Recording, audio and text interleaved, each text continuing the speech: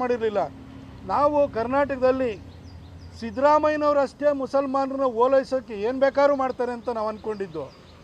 ಆದರೆ ನೀವು ಸಿದ್ದರಾಮಯ್ಯನವ್ರಿಗಿಂತಲೂ ಎಗ್ಗಿಲ್ದೆಲ್ಲ ಮಾತಾಡ್ತಾ ಇದ್ದೀರಿ. ನೀವು ನಿಮಗೆ ಹೋಲಿಸಿದ್ರೆ ಸಿದ್ದರಾಮಯ್ಯನವರೇ ಪರವಾಗಿಲ್ಲ ಅಂತ ಅನಿಸುತ್ತೆ. ಯಾಕೆಂದರೆ ಸಿದ್ದರಾಮಯ್ಯನವರು ನಮ್ಮ ಹಿಂದೂಗಳ ಹಬ್ಬ ಹರಿದಿನ ಮಾಂಸ ತಿಂತೀನಿ ಅಂತೇಳಿ ನೋವು ಮಾಡ್ತಾಯಿದ್ರು, ಅವ್ರ ವಿರುದ್ಧ ಕೇಸ್ಗಳನ್ನು ವಾಪಸ್ ತೆಗೆದುಕೊಳ್ಳೋರು. ಆದರೆ ನೀವು ಕೊಲ್ಲಿ ಅಂತ ಪ್ರಚೋದನೆಯನ್ನು ಕೊಡ್ತಾಯಿದ್ರಿ ಅಂತಂದರೆ ನಿಮ್ಮ ಮನಸ್ಥಿತಿ ಏನು ಸರ್? ನೀವೇನು ಮುಸ್ಲಿಂ ಲೀಗದ ಅಧ್ಯಕ್ಷನ ಸರ್? ಅಥವಾ ಕಾಂಗ್ರೆಸ್ಸು ಇನ್ನೊಂದು ಮುಸ್ಲಿಂ ಲೀಗ್ ಆಗುವತ್ತ ಹೊರಟಿದೆ ಅಂತ ಅರ್ಥನ? 20% ಮುಸಲ್ಮಾನರು ಅಲ್ಲಿ RSSನವರು ಶಾಖೆ ಮಾಡ್ತಿರ್ತಾರೆ, BJP ಅವ್ರದ್ದು ಪ್ರೊಸೆಷನ್ಗಳು ಹೋಗ್ತಿರ್ತವೆ, ಕಾರ್ಯಕ್ರಮಗಳಾಗ್ತಿರ್ತವೆ. ಅಲ್ಲಿ ಹೋಗಿ ಕಲ್ಲು ಬಿಸಾಡಿ ಅವ್ರ ಮೇಲೆ ದಾಳಿ ಮಾಡಿದರೆ ಈ ದೇಶದ ಪರಿಸ್ಥಿತಿ ಎಲ್ಲಿ ಹೋಗುತ್ತೆ ಸರ್? ಖಂಡಿತ ನಿಮ್ಮಿಂದ ಈ ಮಾತನ್ನು ನಿರೀಕ್ಷೆ ಮಾಡಲಿಲ್ಲ ಸರ್.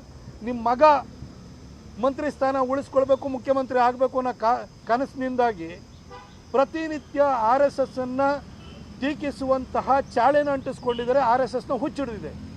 ನೀವಿವತ್ತು AICC ಅಧ್ಯಕ್ಷ ಸ್ಥಾನವನ್ನು ಉಳಿಸ್ಕೊಳ್ಳೋದಕ್ಕೋಸ್ಕರ ಮಗನ ಹುಚ್ಚನ್ನು ನೀವು ಅಂಟಿಸ್ಕೊಂಡಿದ್ದೀರಾ ಸರ್.